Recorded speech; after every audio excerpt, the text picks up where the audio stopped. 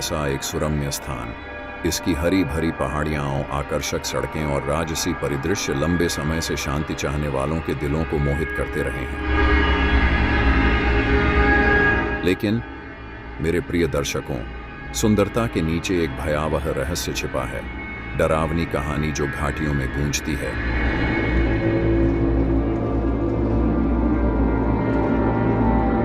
वर्ष 1990 में यह स्थान एक व्यस्त चूना पत्थर की खदान थी, जिसमें 50,000 से अधिक कर्मचारी कार्यरत थे। उन्हें इस बात का जरा भी अंदाजा नहीं था कि उनका परिश्रम पृथ्वी की सबसे अंधेरी गहराइयों से भी अधिक भयानक भाग्य की ओर ले जाएगा।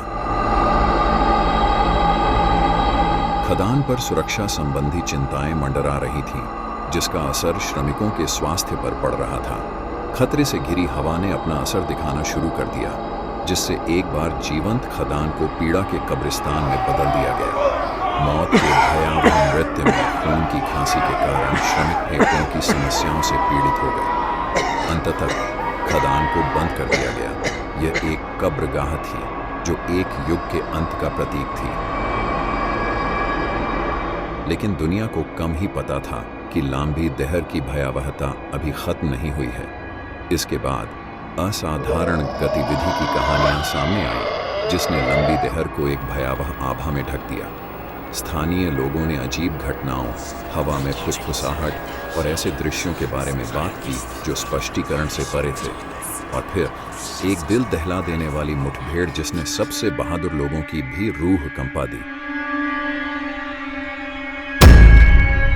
एक चुड़ैल, जिसके बारे में कहा जाता है कि वह रात में उजाड़ खदान में घूमती है, उसकी उपस्थिति विनाश का अग्रदूत है। कहानियों से प्रेरित होकर प्रसिद्ध भूत शिकारी गौरव तिवारी अंधेरे में दबी हुई सच्चाई को उजागर करने की कोशिश में लांबी देहर की यात्रा पर निकल पड़े।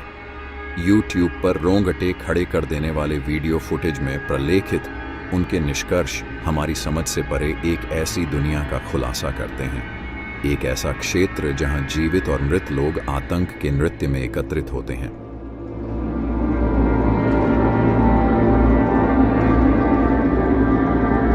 अपने आप को संभालो, क्योंकि लंबी देहर की कहानी अभी शुरू हो रही है।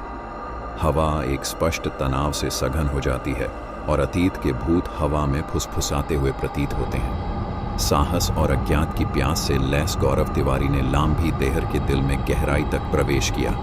उसका कैमरा उस अनकही भयावहता का गवाह है जो उसका इंतजार कर रही थी। जैसे ही उसने भूल भुलैया सुरंगों को पार किया, अतीत का बोझ उस पर दब गया। हवा में उन लोगों की पीड़ादायक खांसी की गूंज सुनाई दे रही थी जो इन दीवारों के भीतर असामयिक अंत को प्राप्त हुए थे। ऐसा कहा जाता है कि मृतकों की आत्माएं उन्हीं स्थानों पर निवास करती हैं जिन्हें वे पहले जानते थे। शायद क्षणिकों की आत्माओं को कोई शांति नहीं मिलती जो अनंत काल तक इन उजाड़ गलियारों में भटकने के लिए अभिशप्त हैं। यहाँ की ऊर्जा उन सभी चीजों से भिन्न है जिनका मैंने पहले सामना किया है। ऐसा लगता है जैसे पीड़ा का सार दीवारों में समा गया है।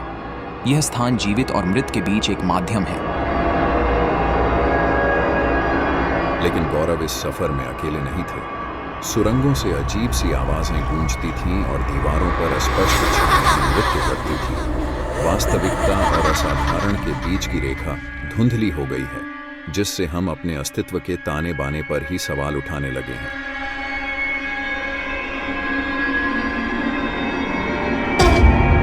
क्या यह वह चुड़ैल है जिसके बारे में स्थानीय लोग बात करते हैं, या कुछ और भी अधिक द्वेषपूर्ण? अंधेरे में डूबे हुए उत्तर सबसे अनुभवी जांचकर्ताओं के पास भी नहीं है। जैसे जैसे उन्होंने आगे की खोज की, गौरव को एक त्रासदी के अवशेष मिले जो भौतिक क्षेत्र से परे थे। एक पुराना जंग लगा हुआ चिन्ह जो मंद रोशनी में बमुश्किल दिखाई देता था, खदान की अतृप्त भूख से खोए हुए जीवन की भयावह याद दिलाता था। लांबी देहर माइंस के माध्यम से गौरव तिवारी की यात्रा ने उत्तरों की तुलना में अधिक प्रश्नों को उजागर किया। इन दीवारों के भीतर फंसी आत्माएं इशारा करती रहती हैं। उनकी कहानियां समय की गूंज में खो जाती हैं और इसलिए लंबी देहर माइंस की कहानी कायम है।